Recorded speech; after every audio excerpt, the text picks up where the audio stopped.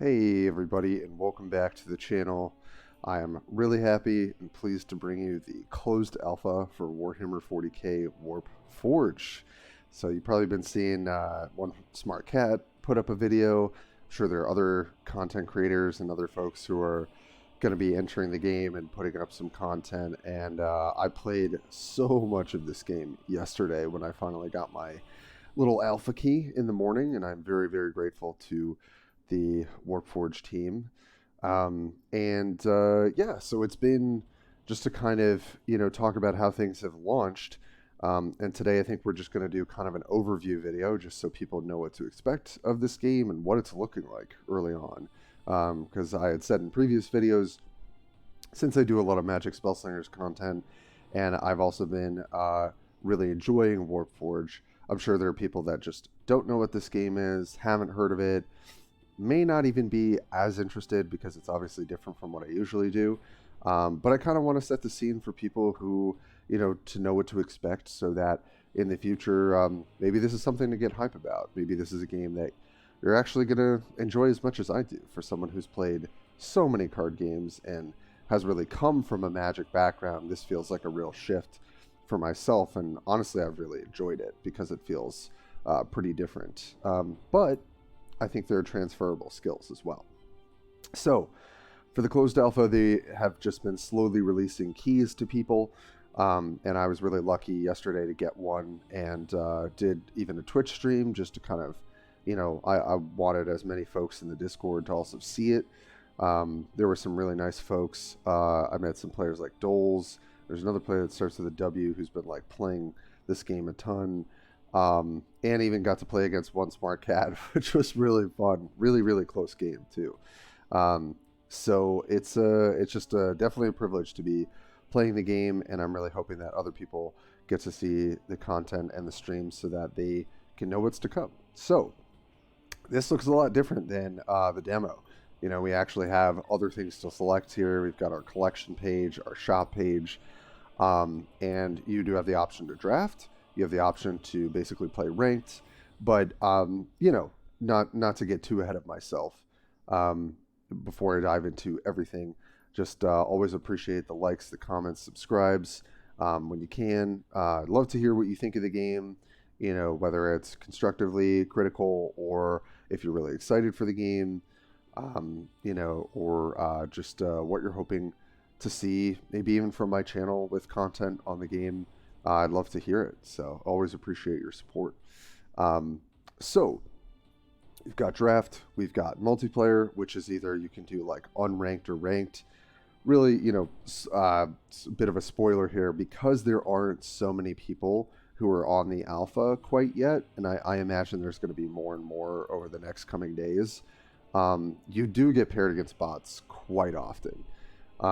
And honestly, I think it's obviously more fun to just maybe direct challenge your friends or whoever else ends up getting into the closed alpha, because obviously the games are going to be a lot more competitive. One thing about it though, you do start out with a certain amount of currency in the closed alpha. It's really easy to blow through that. I've already done that from making I think 4 decks basically. And when you either draft or multiplayer, you can farm gold by beating your opponent. So there's something to be said for the fact that, like, if you want to just build out your collection, build a bunch of decks, because this is the first time you can really customize your decks and not just play starter decks. It's a little easier when you're farming against bots, right? Because you have obviously a pretty high chance of winning. And so that enables you to actually like really deck build. So, I imagine part of that was intentional from the Warpforge team, just so that people kind of got a really soft introduction to more competitive play. And so there was a little bit more emphasis on probably deck building. So last time, we used to have this practice tab where we could do the tutorials and play the different decks, but that was all you could play. Now you can fully customize decks, right? You can go into your collection. These are the 4 decks that I have right now. You start, I should say with what you start with. So in the closed alpha, you're going to start with the Uriel Ventress Master of the Fleet Ultramarines deck. I've changed a couple cards in here since I opened a few packs, but this is pretty much it. And I would say it's pretty competitive. I mean, the deck overall does what it's supposed to do. His ability, which is to deal 1 damage to a target and all adjacent targets, is just a really fine card to be playing most turns. Makes it really hard for Necrons a lot of the time, or for Orcs. You know, anything that really wants to go wide, you're going to have a pretty easy time against. So you start out with this. So I open packs to make, obviously I put my first draft of these because I'm sure there's tons of tweaking to do. And here you can actually see all the different cards that you have. So please excuse my scrolling. I wish I could make it smoother. We've got all of our Ultramarines here. Then we get into, I started opening Orc packs because I really want to play Orcs at some point. They were apparently the lowest win rate of all the factions in the demo. I do think they made some tweaks since then. And personally, I'm just kind of interested to play like the underdog deck at some point, and I really love Orcs too, just to see it, like if you can build them well. But I also built an Aeldari deck, which, you know, they were really, I think they were the strongest, highest win rate. So we've got some Aeldari cards, Chaos cards, and I love how they all look very distinct, so it's easy to tell them apart. And then did some Tyranids too, because I had a lot of fun with Tyranids in those videos. So you get to see your collection cosmetic. We get this cool card back, which is really nice. So when and if you get into the closed alpha, what's going to happen is you're going to start out with 5k gold, right? Which is a lot. And then you have booster pack options, which is, I can't tell you how excited I was to just crack open some packs. And you know what? For the sake of the video, let's just open an all armies pack. Now I will warn everyone: don't click the packs too fast, because sometimes it will take your gold and it won't give you a pack. So literally, like, and when you left click it, there's no, oh, are you sure you want to buy this or anything? You just straight up buy it. So also part of this video, I just wanted to put in a couple tidbits of like, when and if you get your alpha key, like, just, you know, you can actually watch my stream on Twitch. If you go to the Warpforge page, you can go through that, and there's a lot of my content of like just navigating the opening. And we'll see, maybe I'll make some videos of that too. But it's a little easier for me to just record and go from there. So yeah, so I would not open the all army packs. There's no duplicate protection. I've seen people who have like 12 copies of a card. Doesn't happen all the time, but the reason you want to get a booster pack with 5 cards from that faction is it's just going to be much more cost efficient for you to actually build that deck, because you need a minimum of 30 cards, and you're going to open cards that are just not good. And you kind of know right away if you're a card game player if they're good or not. So I spent quite a lot of gold, and then I probably have, through winning matches mostly against bots, you know, have scrounged up probably another, you know, 600, 800 gold on top of that. But just so you all can see, because it is fun to open these packs. So you click it once, just leave it, and then you get the packs like this. So we got 2 Necrons, 2 Tyranids, and an Orc. Very cool. Ooh, I don't have this. Give camouflage to your troops. I would say this is not a great card. Cool. Little gargoyle guy. Flayed one. I don't think I have one of those. Infestation node. Heal 2 to a friendly troop creator. I actually don't have this, and this was a really great card when I was playing with it. Ooh, methodical destruction. I've liked this card a lot in Necron. So this is what your pack looks like. You can zoom in on the cards, which is really sweet. They all have obviously pretty distinct look to them, so it's really nice that you can like immediately tell what is going where. So that's basically what the packs look like. You have a really low chance to open legendaries. I have opened I think 1 or 2 legendaries right now. If we go to my Eldar deck, and I'm gonna do a deck profile for each deck. Where is it? Dance of Death.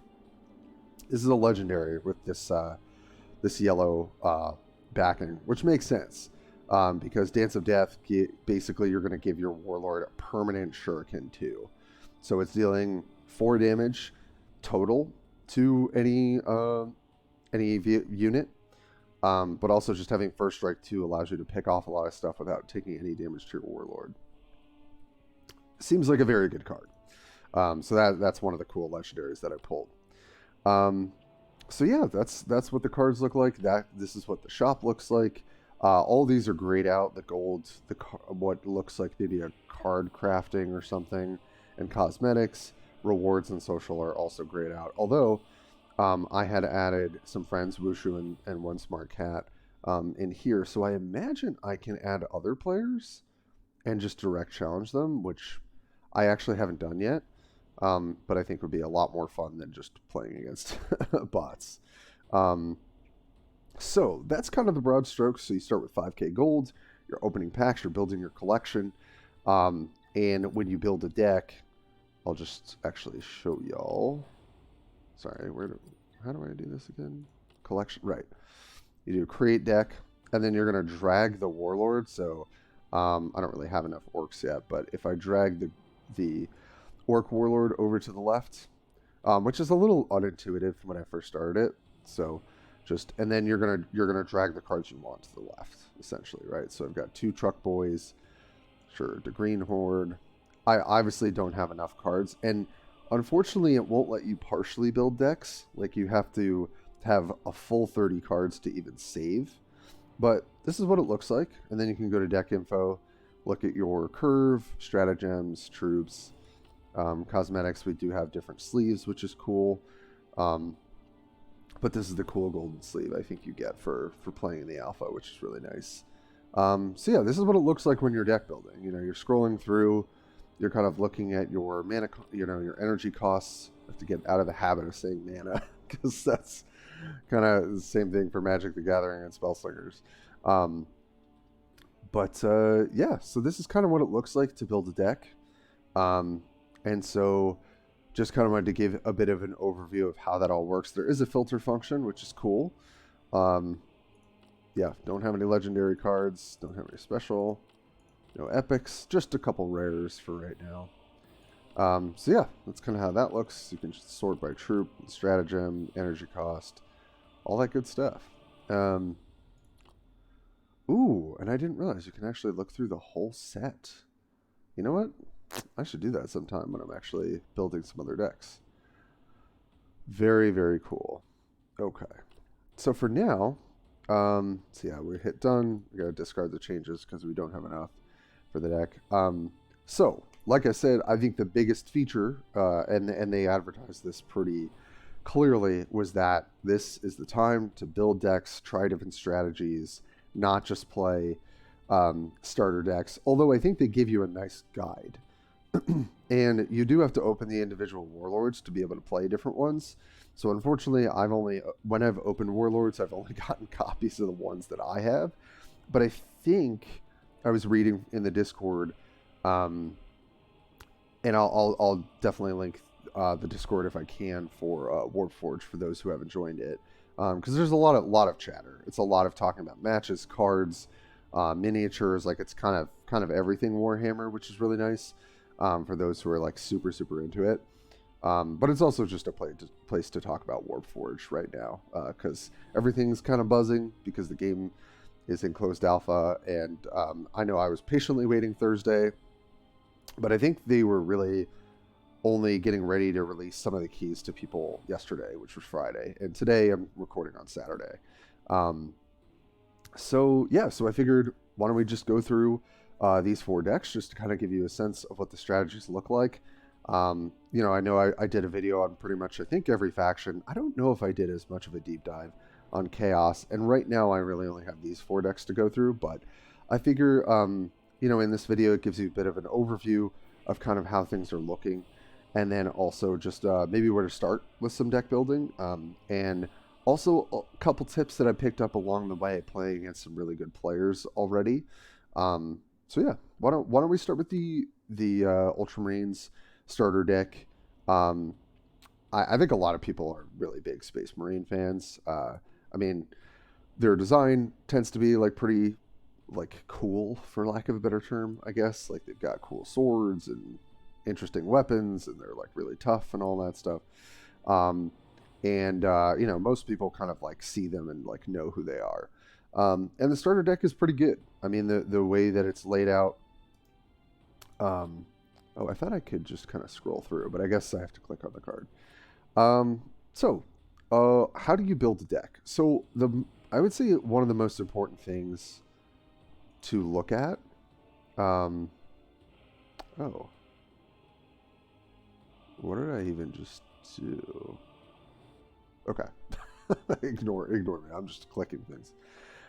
So one of the things you really want to consider, and this was a really great tip from a player called Doles, who I think also has been doing a lot of either moderation of the Warpforge Discord or something. They seem super active. Hats off to them. You really want to think about what is your Warlord special ability. So I wish I could view it here. You know what? I think if I go into... I guess I made a bunch of extra ones. Is that what just happened? Copied the deck. Whoops. All right. I don't think I need a bunch of these. Thank you.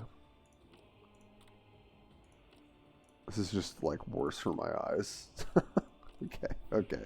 Now we know that just copies a bunch of the decks. Okay, so I think if I just go to cards. Yes. Okay, there we go. All right. Thank you for bearing with me navigating the client. Okay, so this is your Ventress. Nothing spectacularly different about his stats. And this is his Master of Fleet ability. So you get access to this every single turn.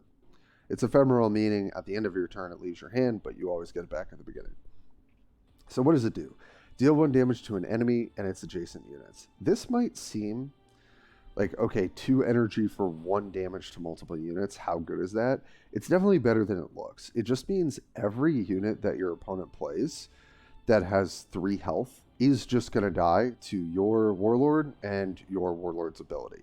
You're not utilizing any other cards. You're literally using the free card that you get every single turn. And Doles had said, really try using your Warlord's ability as much as you can, because it is just free card advantage, and a lot of the time it allows you to just take advantage of the free card you're getting to combine with your Warlord to just take out their units. You're not having to expend any of the resources in your hand. And I think this card is just really good. It's good against any sort of grow wide strategy, and it's even just good against these kind of lower health troops. It's really hard to prevent them from dying when you have just a free deal 1 damage to multiple things each turn. So that's really Uriel's strength, right? And so when we go back to the deck, just because I don't want to overwhelm you by looking at all the Space Marine cards that I have. What you want to be thinking about is at first I was okay, you want a lot of 2-drops, right? Okay, it's a 30 card deck, just like Spellslingers. You probably don't want to get behind in the early game. You probably want a good amount of efficient 2-drops. It's a yes and. It's yes, you want stuff to do early, especially if they're just good on rate cards. But because you have access to your 2 mana ability every single turn, or 2 energy ability every single turn, and you're starting with 2 energy, you could just use that in the early game. So you really don't have to prioritize as much as I thought. 2-drops in particular, they're just not going to be as important. However, we've got some, right? You do want units that can potentially answer your opponent's units, right? So you don't want to just rely on your Warlord and your Warlord's ability. So let's look at some of these 2-drops and do a little card evaluation just so you can get a sense. And then I'll maybe hit on some, I would say more of the MVP cards, because if I went through the whole deck list, it might be a little too long of a video. But we can do maybe deep dives in the future. Y'all know who are watching my Spell Splitters content, that's what I love to do, is to really talk about the mechanics of things. But this is a card that I've liked a lot. So it's 2 energy for 3 health. That's almost always what you want. If you get more health than the energy you spend, generally that's a pretty decent trade. And then yes, it doesn't have great ranged attack, but it's got decent physical attack, and it's got Vanguard, right? Which means they're going to have to attack this infantry unit first before they can get to your Warlord. So generally, I think on rate, this is pretty fine. Most of the times how this plays out, depending on the Warlord that you're matched up against, is they're going to attack this for 2 range damage. It trades 1 back, and then you chip it in for 3 at their warlord if they don't have a unit, or you just trade with one of their units. And they've also taken 1 damage from this when the warlord has attacked it, which I think is generally fine. And Vanguard units in particular just have inherent value in the early and late game, because early game, they're just like a shield that they got to get down. And then in the late game, sometimes Vanguard cards are what allows you to come from behind, because they actually have to sink resources into killing your Vanguard unit first. And for those who don't know what Vanguard is, probably should explain, your other units cannot be targeted with attacks until this Vanguard unit is dead. So that's why Vanguard can be really, really powerful. It basically acts as like this sort of shield to the rest of your units and your warlord. And then let's look at the Intercessors. This is kind of like a stock card. It's a 2/2 essentially for 2 energy that has 3 health. Just a fine rate, right? It's going to trade with most of your opponent's units. It can even trade damage on their unit twice because it's got 3 health, so it's not going to die just to the warlord. So, just like a fine card. And there's a card 5-drop, whereas it's Impulsor? Yes. That actually, whenever you use all your energy that turn, you get to make a Primaris Intercessor, which is pretty cool. So, just some like decent, like sort of efficient 2-drops. Let's see. Like Company Bike, I kind of like. It's 2 physical, 3 ranged attack. But when it comes down, which is what Rally is, it's enter the battlefield essentially. Or debut for you Spellslinger folks. It deals 2 damage to anything, right? You just get to choose. So, I would say often you get to play this. It's going to kill an enemy unit, and then you get to trade this with the warlord or something else. So I think Company Bike is totally serviceable. Trying to think what else kind of stands out. Tyranid Hunter, I think is like a fine card. It's nothing to write home about. It's always going to be a 3/3 for 3 because it gets +1 melee for each enemy unit, and their warlord counts as a unit. But when it comes in as a 4/3 or a 5/3, like you feel like you've gotten some decent value. But yeah, that's kind of early game. Is, I guess the way I would say it is, early game's not so important if you have a good warlord ability. And there are some warlords that I would say to myself like, oh, this is not so crucial that I use this every turn, or if I'm going to use it every turn, it's not actually impacting the board as much, because there are warlords that just either like help you like card filter or like smooth your hand. And obviously you can lose a lot of tempo if you're just doing that every turn and not adding anything to the board. But a couple other really cool units to look out for. Apothecary Polixis. I would say, like, sometimes people talk about the groan test for a card. You might look at this and you're like, okay, it's a 4/4 for 4, and it heals 2 to a random friendly unit. Is that good?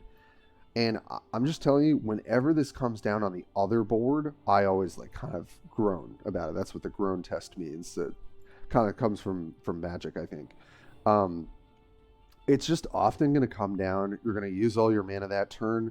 You're going to heal your warlord. And then it's usually pretty hard for them to like immediately kill your apothecary. Like you're going to set it up so you're not just playing it into a unit that can just kill it the next turn.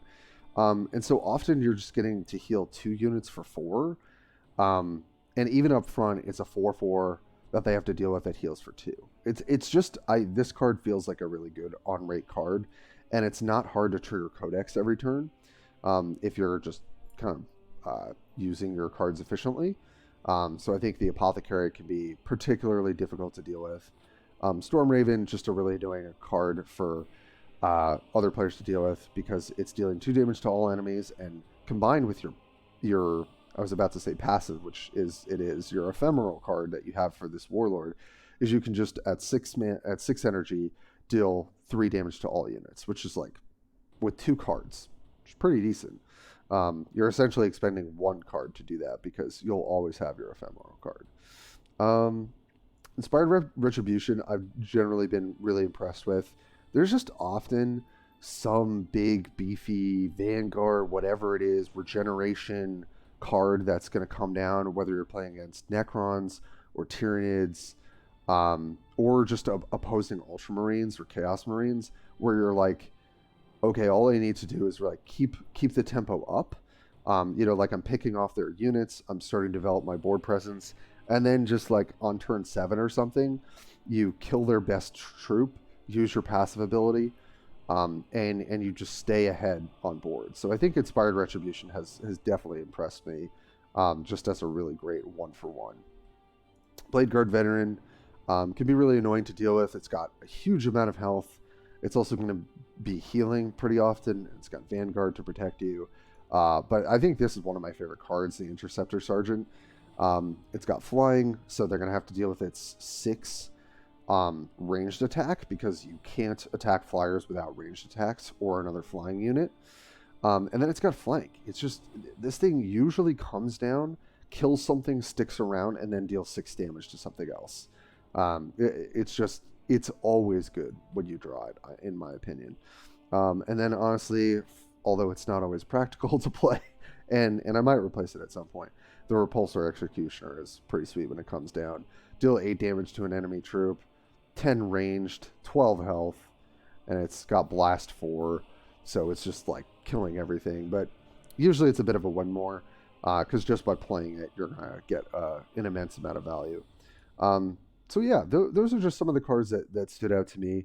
I think that generally the decks perform pretty well, even though this is kind of like the stock intro list that you start with. You can definitely win ranked matches with it, whether like against real players or not. It's a really serviceable, just a lot of like efficient cards that when you're curving out and using all your mana, getting all your codex abilities, which says every time you use all of your energy on your turn, get something. It's a really great beginner deck, and it's also just very balanced. It feels like it's not too overpowered, but it's definitely not underpowered. I think it's like right in the middle, which has been really fun. Okay, that's Ultramarines. And then just if we're kind of going in order here, I really wanted to build an Aeldari deck. So let's actually go to cards.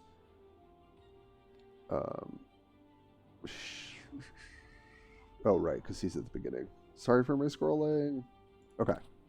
So you started with Madrail Galen. I had been playing the other guy who's on like the vehicle one for my Eldar video. So she does something a bit different, and Dole's really helped me out. This player who is on the open alpha, the closed alpha, really helped me understand what you want to be doing with this particular warlord. And so her ability is you pay 2 mana and you get a Storm Guardian. And what is a Storm Guardian?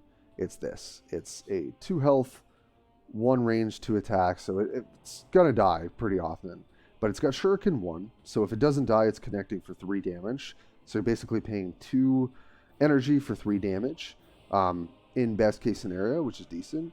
And worst case scenario, what's happening is they're going to kill it with their ranged attack. So you deal 1 to their warlord. And then you're going to get a Waystone. And basically what Waystones are is it's a type of, what's the best word for this? It's basically like it's a currency that this deck uses to buff other cards.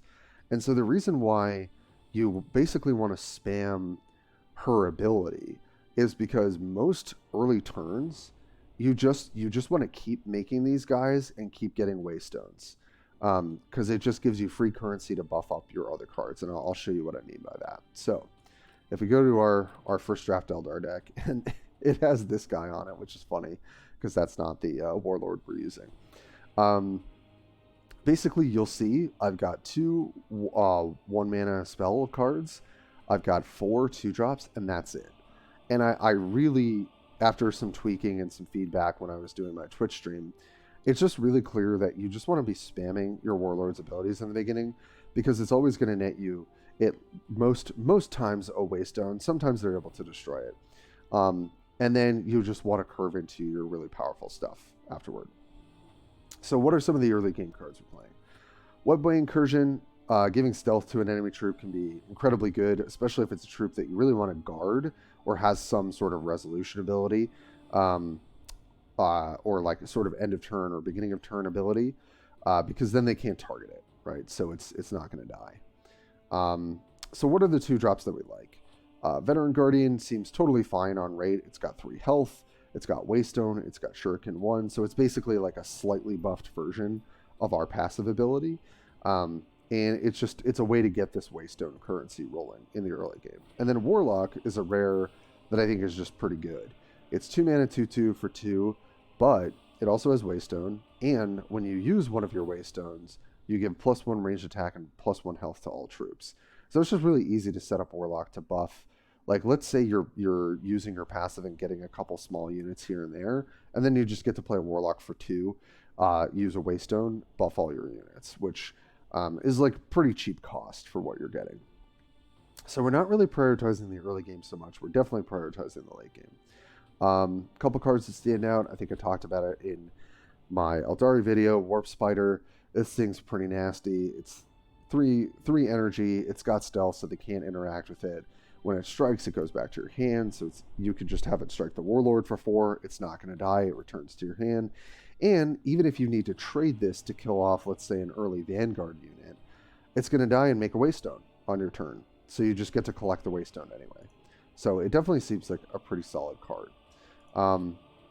This card I'm still evaluating, Bladestorm.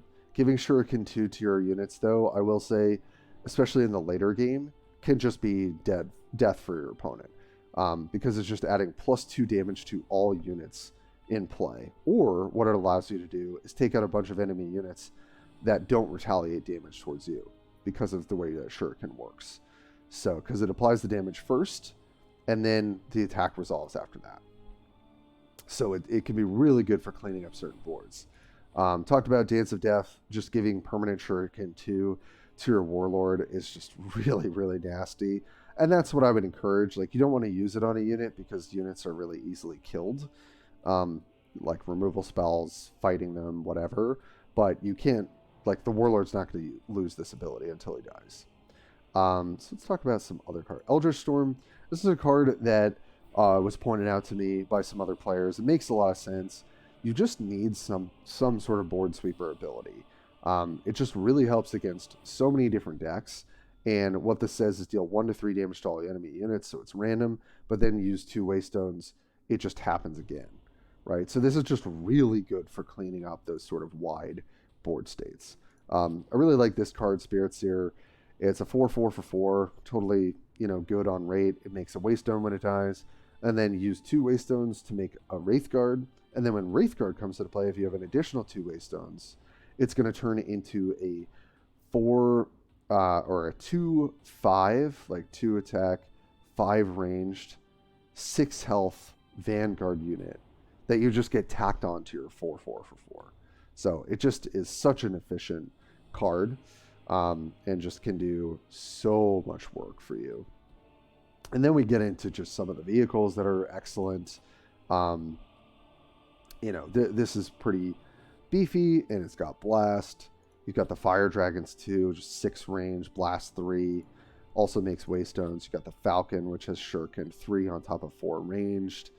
And then you've got stuff like Fire Prism, which is really the big guns that come down, deals 3. There's also a 5-drop, I believe, that deals 3 damage, and if it does it to a vehicle, it does 6. That card's excellent. I'm hoping to get that at some point.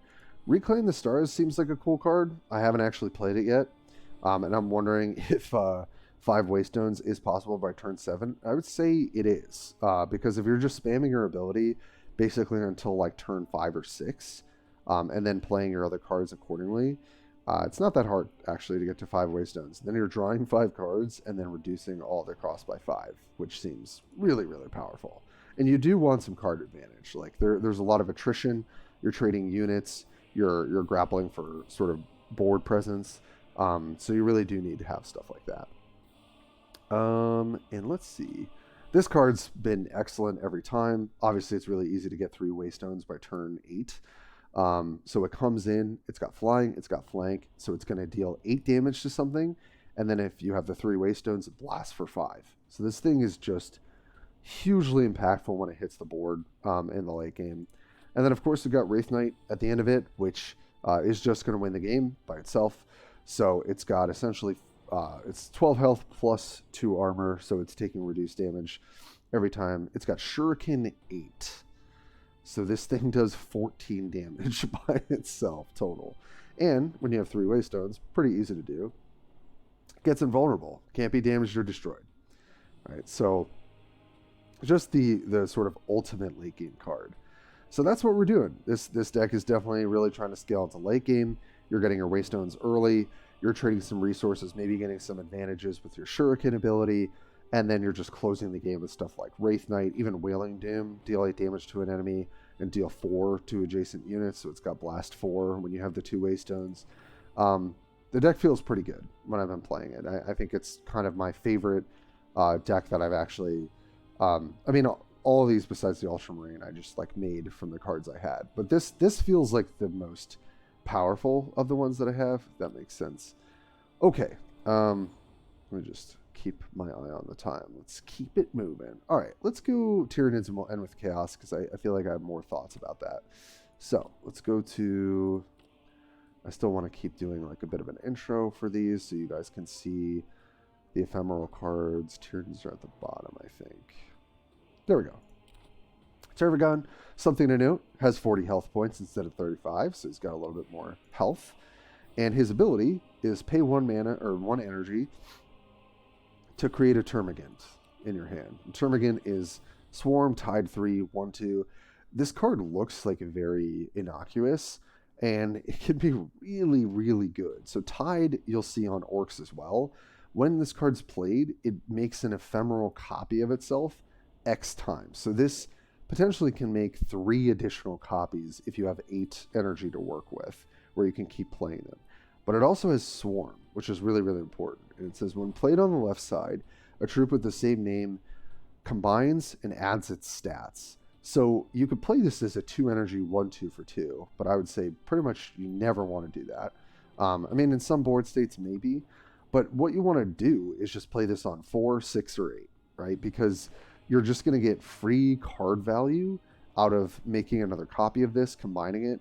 And honestly, when on turn 4, you make a 2 attack power, 4 ranged, and 4 health for 4, that's like totally serviceable. And then in the late game, you just get this big, beefy, ranged creature for free. So it just seems like, although this isn't my favorite of the Tyranid Warlord abilities, I do think that it's pretty powerful. Because it's just, again, it's free card advantage, right? Like your opponent's going to be expending cards and resources, and you're just sitting there making free units, essentially.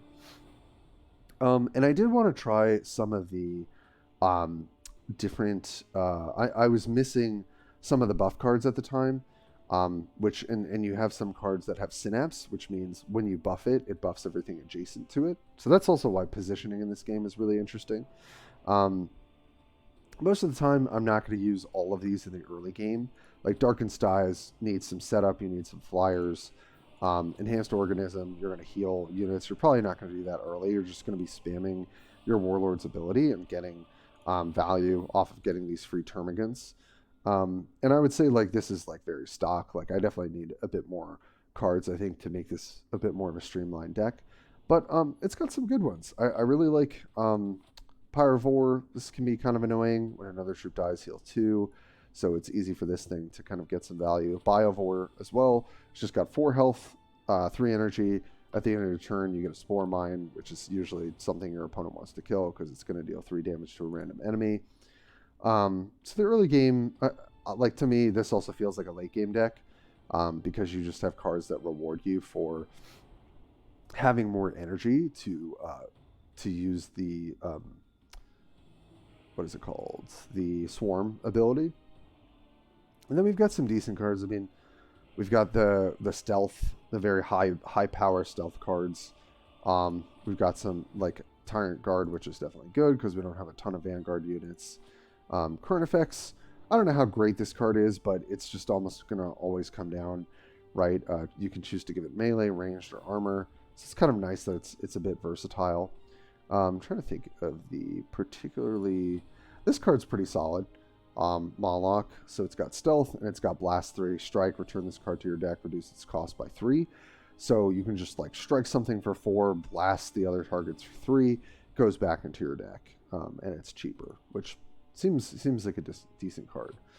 Tyrannocyte, I don't think this card's great, but it does have a ton of health, so it's kind of hard to kill. And then you're getting Aerial Seedling, right? So choose the 2-cost Leviathan Troop, put copies of it into your hand. So you just have so much card advantage in this deck, like as the game goes by. And then we've got some just kind of big ranged attacker flyer units. This is more synergies with Spore Mines. We don't really have that many, unfortunately, but there is a 4-drop, the Spore Assist, where every time we're using our passive ability or other spells, we're getting a free Spore Mine, which is kind of nice. And it's the 4 range, you know, some of the cards in Tyranids don't have great range attack, but we actually have quite a few that are pretty good. I feel like we have a good balance, which is really nice. And then we've got this thing at the top of the curve, which obviously if it attacks, it's just going to go pretty crazy, which I think there's a better 10-drop. I forget what it's called. But so far, honestly, like when I played the deck, it feels fine. I don't think it's terribly consistent, but I think as a Tyranids beginner deck, from the cards that I open, it's totally serviceable. So that brings us to our last deck, which is going to be Chaos. And I do want to talk about this because in One Smart Cat's video, as he so aptly talks about it, it is kind of BS, this ability.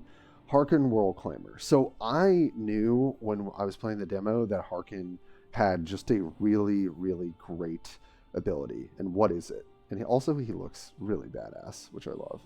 Hellspear Assault. Right, so every turn you can give him Blast 2 and Flying.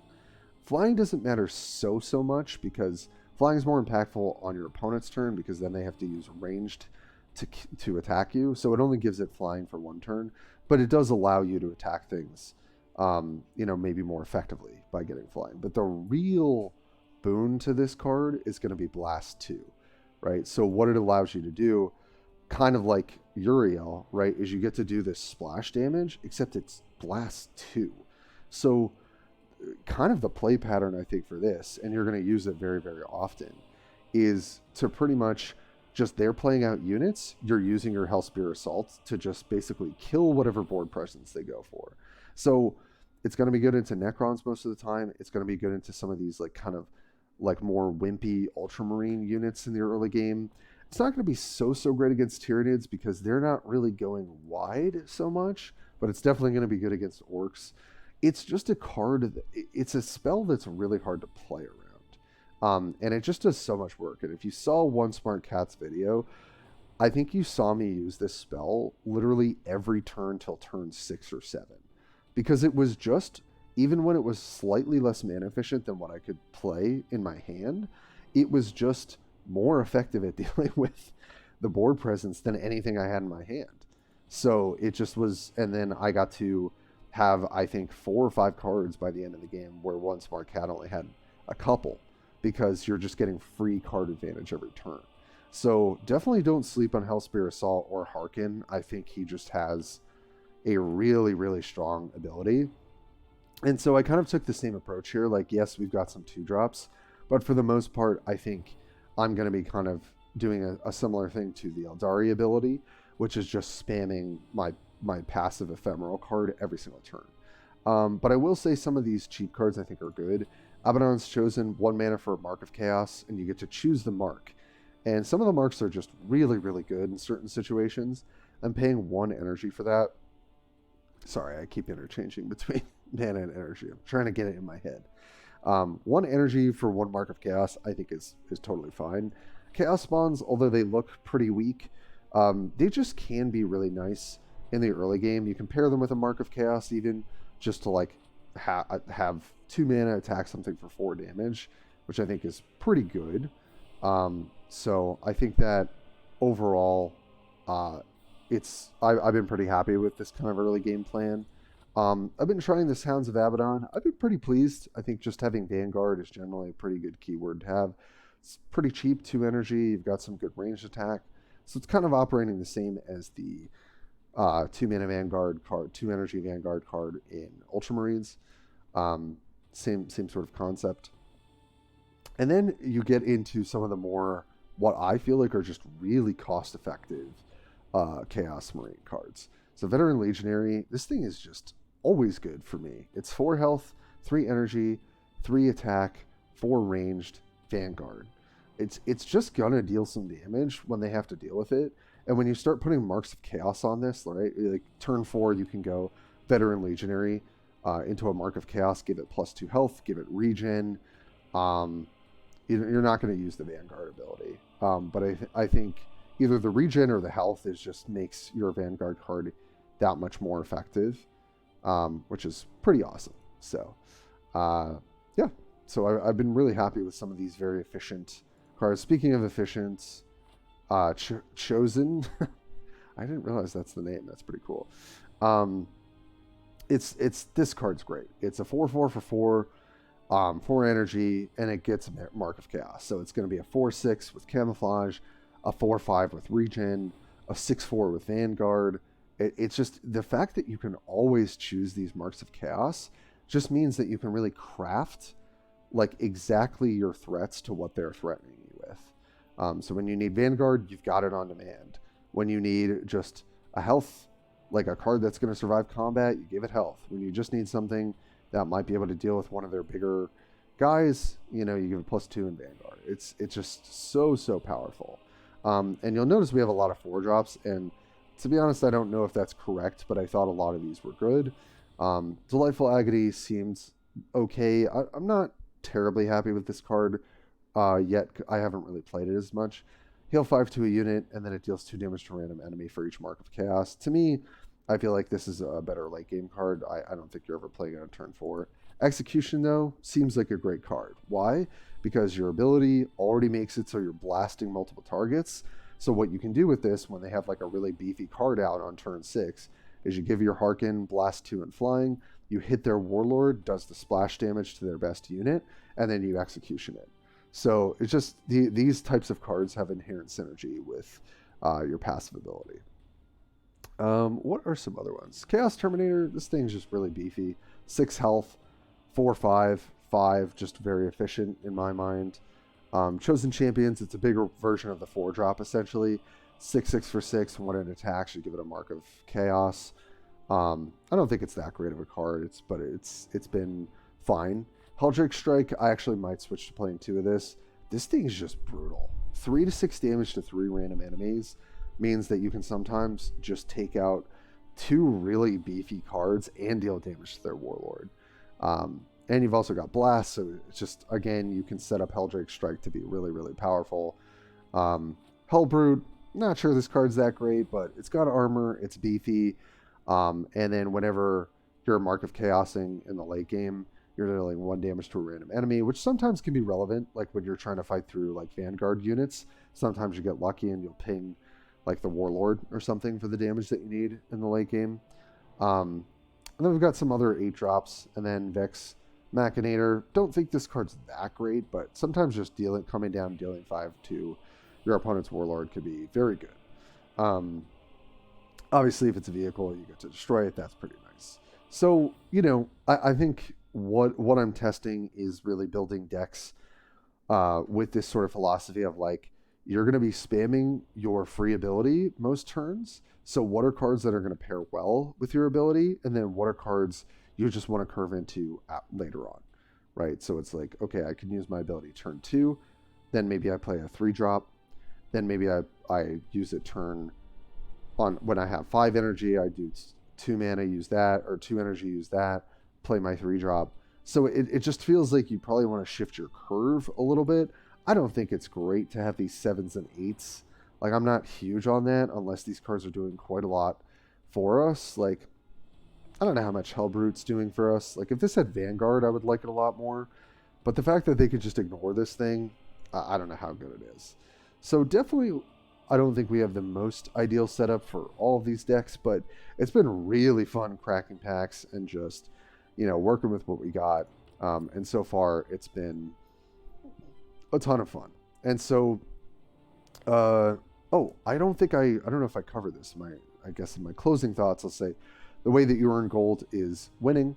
Right, and so the more damage you deal to your opponent's warlord, the more you get. It's called skulls. So when you get 3 skulls, you get 50 gold, I think. When you get 2 skulls, even if you lose, you get like 25 or something. I'm not something like that.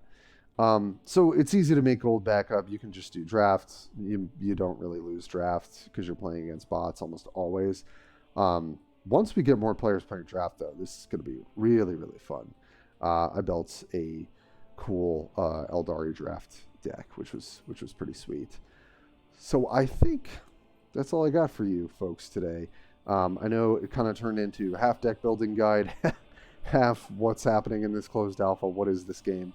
But I hope it's got a little bit for everyone, and I'll definitely be coming to you pretty soon with as much content for this game as I can, because I'm super hyped for it. I would love for more people to know about it, and I will just look forward to seeing y'all next time. Thanks.